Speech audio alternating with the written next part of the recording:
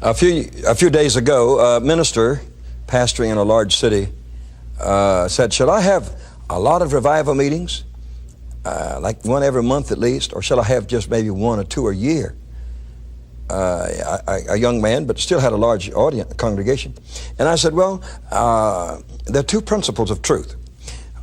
What you do to create a good church is one thing.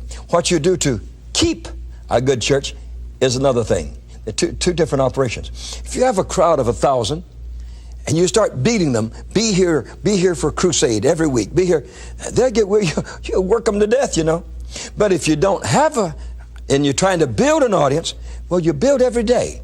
So I said there are two different things. If you've got it, you're careful with it, not to lose it. I've seen revival crusades where the church came up with less people in the end than it started with. Well, that's bad. That's bad. But there are two different things. If you've got prosperity, how are you going to keep it? If you don't have it, how do you get it? Now, there are two different things altogether. And the things that you do to get it sometimes are not the things you do to keep it.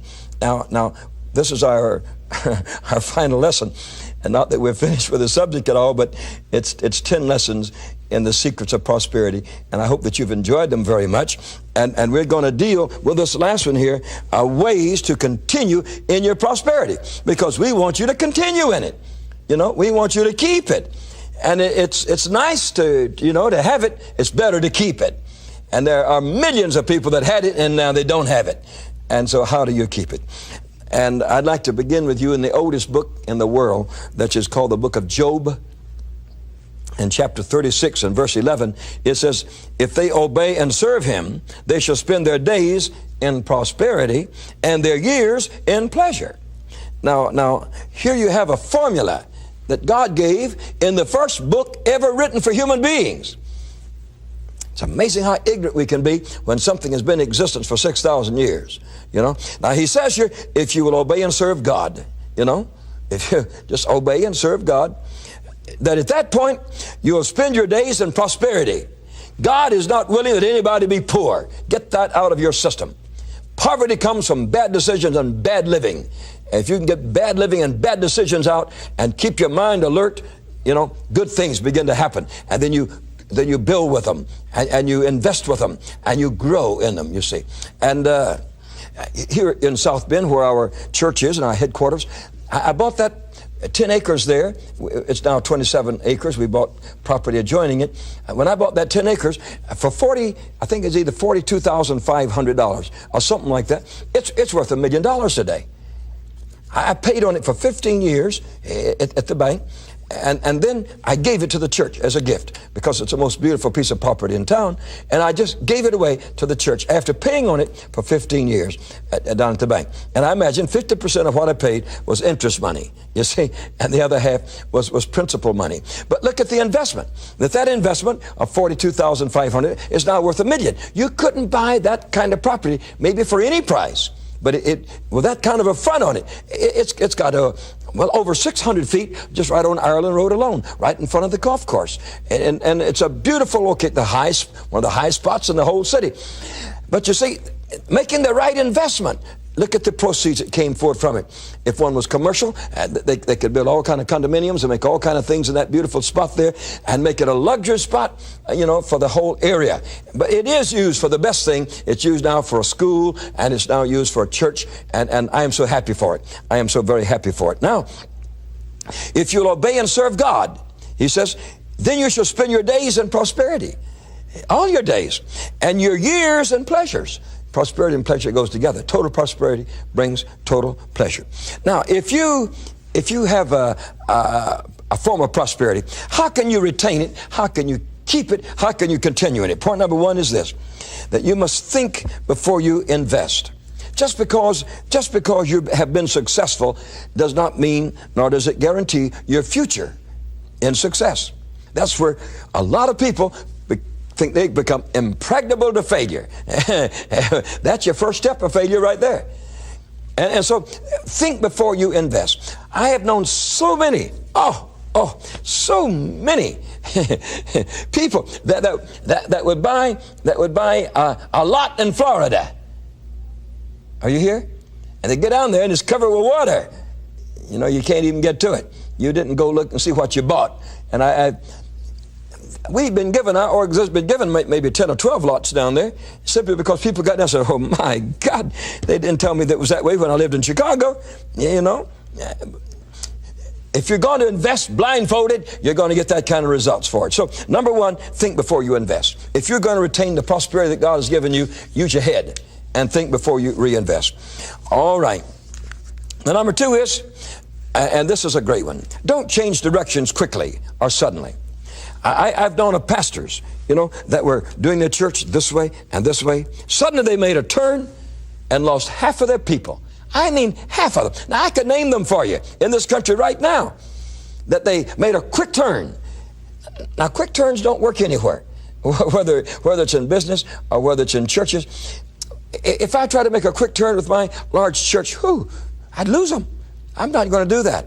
If there's a turn to be made, it's going to be a slow one. And they're going to be taught what it's all about and decide with it before the decision ever becomes made. Now, that's the proper way to do a thing. If you have a truth, don't keep it, spread it, you see.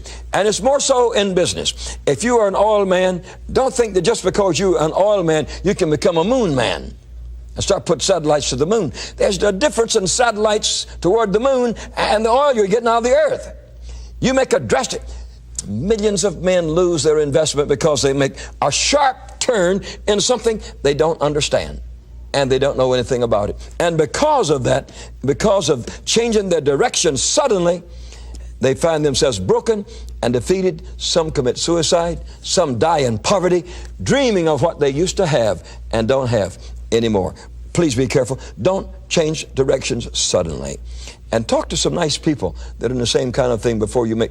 And don't think you know it all, because when you do, you're going to... Well, that's our next point. If you've been blessed already, don't become conceited about it.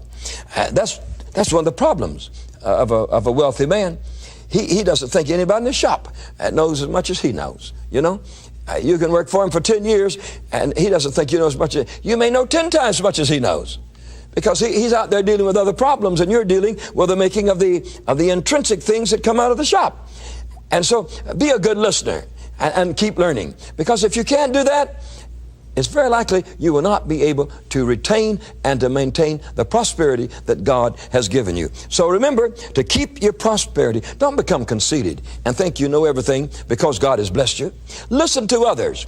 And if you'll do that, you'll find that God will bless you more and bless you more again. That's number three. Number four is keep your pace up. Don't let down. Now that's the reason American cars, you know, got so far behind other countries. They let down. We were building the best cars in the world, and everybody in the world knew it. And suddenly, we were not building the best cars in the world, and nobody knew it. You see?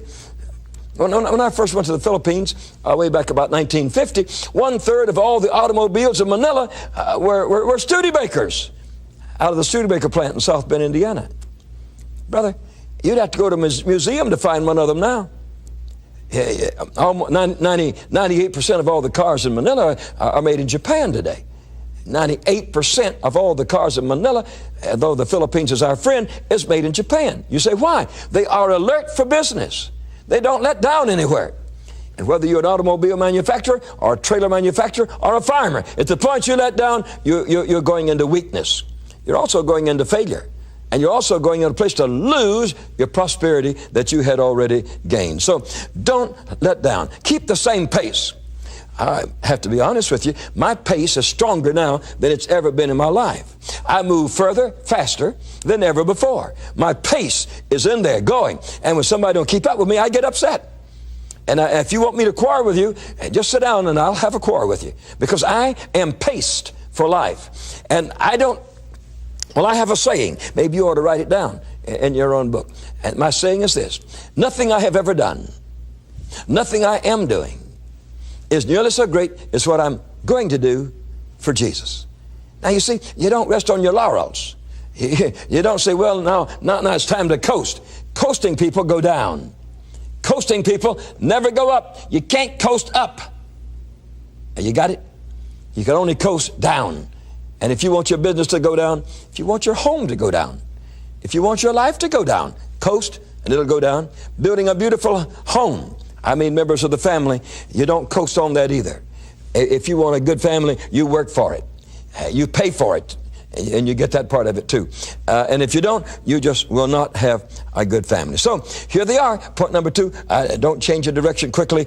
Point number 3, don't become conceited and think nobody knows anything but you. Listen to the people that work with you and around you. Don't let down. The real cause of businesses to go into bankruptcy is that they stop producing. They're not competitive, and they let down.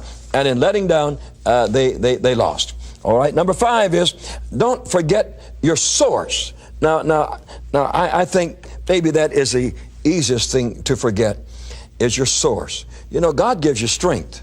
God gives you eyesight. God gives you ability to speak from your brain. God gives you your physical strength. God gives you health in your stomach, you see. And so don't forget your source. And from your spiritual source, let's look another way. Did somebody really help you, an uncle or an aunt or an older brother or a friend? There are people that will help a friend go into business. I know of a young man in California who worked in a television station, and he had very much of nothing when he left there. And a friend of mine said, I'd like to help you. And he taught him how to get into the satellite business, and he made millions with satellites, millions. He'd write his name down to have 3 or 4 transponders that are his and sign for them without a payment on them. And before he made the first payment, somebody say, hey, I'd like to have one. He would say, that's $1 million. He made millions. Now, if he forgets this friend of mine and says, well, I don't care to have him for a friend anymore, he is an ungrateful person. And he might need that friend more in the future than he has in the past. And if he's lost him, then he has lost him. So we must not forget our source. Our source is tremendously important. Where do we get it from? Now, you get your good living and you get your health from God. And if you forget that source, for sure you're headed for problems, troubles, heartaches, defeat, and maybe even disgrace. That is so true. So keep your source in mind, that you got these things in there. And then if you've had a person that is a good person that has helped you, maybe given you an idea, or maybe stood surety for you, which is bad business. For whatever, don't forget friends. Don't forget your source. Please don't. There are people that forget their source and they become as nothing. Oh, you helped me a little bit, didn't mean anything. If you're ungrateful and unthankful, you're going to terminate pretty soon, because those kind of people do not go very far. So please don't forget your source, especially your spiritual source, which is God, and then your natural source, which is parts of the family or friendship. The next one is keep up with the industry. Now, it might be farming, but you can't farm like your great-grandpa did in this world that we live in today. You can't just farm 5 acres either, like your grandma did. No, not in this day you can't. You might have 2 generations ago, but not in this day. You have to keep up with your competition and with your industry. And this means activity mentally and physically. Friends, every day of the world there are companies going into bankruptcy. The only reason for it, they did not keep up with the industry. Automobiles, there have been 50 different automobile companies in this country that 50 years ago were making automobiles. They're not making them anymore. They could not keep up with the industry. You say, why didn't they do it? Well, they got conceited. They got to thinking they had something, and they didn't push hard. They didn't fight hard. They didn't advertise hard. They didn't sell hard, and they lost their place in the industry. Life is competitive. Always stay in there, making the best mousetrap there is, because it is said that multitudes will beat a path to your door if you make a better mousetrap than the man next door. And so what you need to do is to stay competitive. You need to grow constantly. And if you don't keep up with the industry, you'll lose out. Now, I'd like to bless our ministers that are watching. There are ministers watching me that maybe you have now a large group of people, 500, 1,000. Did you know it can slip? If you had 1,000 back to 800 and 700, down to 400, 300, you say, oh, hey, what's up? You didn't keep up with the world that we're moving in today. You didn't like the kind of music that was being sung today. You didn't like the kind of preaching that touches people's hearts today. You were in a pattern here 10 or 20 years ago. You're still in the same pattern. Now, that's true with churches as well as it is business, that if you don't keep up with the industry, you're going to lose out. There are pastors that go around town grumbling and says, you know, such a church got my members. Such a church got my members. Well, don't blame the church. Blame yourself. Yourself. You weren't exciting enough. People don't need to belong to your church. I don't care what it is. This is a free world we live in today. People can belong wherever they want to. They can go to church where they get the most fun. And if you're up there drab and as if you're sad about something, they don't have to come listen to you. If you're going to be great in this world, keep up with the industry.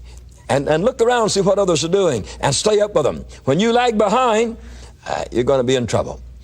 We always say to somebody starting off in business, package your business attractively. You know that there are times when you can buy perfume and the bottle costs more than what's in it? Yeah. You say, why? They're going to sell it. And they package it attractively. Did you know sometimes you can buy breakfast for cereal and the package costs more than the contents? And why? They're determined to sell it. And so let's package whatever we have beautifully, especially church work. Let's show the people how beautiful church is and how beautiful Jesus is. Not how drab and how awful he is, but how beautiful he is. There's some that don't think Christianity is beautiful, and they don't think that it is resourceful. I've had people say, well, I can't join the church. Everybody in the church is poor. Oh, they're not. Don't miss it there. God has many millionaires and multimillionaires that love him and serve him very faithfully, and many men in political office the same. And so don't ever be deceived by that. And coming to God does not make you a sad old sack. You better believe it. You better believe it. You heard of the little boy that was sent down to the railway station to bring the evangelist that was going to preach in the church. And they said, go down and bring up the preacher that's going to preach for us. He went down to the railroad station and he looked at everybody getting off the train. And he couldn't see anybody that he thought was the preacher, you know, for their church. And finally, an old man got off that was crippled with arthritis, you know, crippled like this. And so he walked up. He says, sir, I've come down to the station here to find the preacher for our church. Would you be the preacher? And the old man looked at him and kind of grunted and said, no, son, says it was arthritis that made me look like this. There are people that think that if you're in the ministry, you should look, you know, out of style, out of date, good for nothing. They think that churches ought to be at least 100 years behind the times. Well, I've got good news for you. You're not in it at all. Yeah, we got pastors in this country that they are beyond tomorrow already. We have churches in this country that do business. They do business as good as any bank, or better than any bank in the city. We have keen business abilities in our great stratum of religion in our country today. And we thank God, you know, for such a thing. And we want you to know that. But you have to stay up, you know, with the business. If you don't, you're going to fall behind. Maybe our automobile companies could teach us a lot, that at the moment they didn't stay up with the industry, they lost the business to somebody else. Now, the next one, and we'd like to say this with deep sincerity. You may be a genius, you see, but you should train your personnel well. You know, it don't matter how good you are. If the others around you are not good, you got a bunch of junk coming out of your place. And so your personnel around you should be given the abilities that you have. They should be talked to in conference, and they should be dealt with tenderly, and that they might have the same adroit business capabilities that God has placed within you. And they cannot have these without training. So let's train those around us. Lift them up along with us. Let them lift up high and say, hey, we want you to grow. We want you to be great. We want you to know as much as I do about this thing. And so train your personnel well if you're going to stay prosperous. You know, yeah, a bunch of dullards cannot make a prosperous business. And people making mistakes for you can only cost you money. And so let's do it, and do it well. And number 8, if you'll permit me to say this, require loyalty and talk loyalty. I don't understand any person taking a salary check from anybody and talking against that firm. And I hear it almost every day. My business is this and that and the other and that and the other and that and the other. And they downgrade their source of income. You have no right to bite the hand that feeds you. I don't care who you are. If you can't praise a company that you work, get out of it. Don't take the check every week. That is absolutely dishonest. And if you don't put in a good day's work every day, you're a thief and a robber. And if you don't think God keeps books, wait till you die. It'll be too late then to change it, because God will say, here, you got paid for 8 hours, you put in 4. Oh. God said, don't owe me. I want to tell you something. You don't get to heaven being that way, and so you'll miss heaven. You've robbed and stolen, and you will miss heaven. Therefore, loyalty builds any organization. The more loyalty you have, there are people that will die for a company. Well, that's the only way to make it great.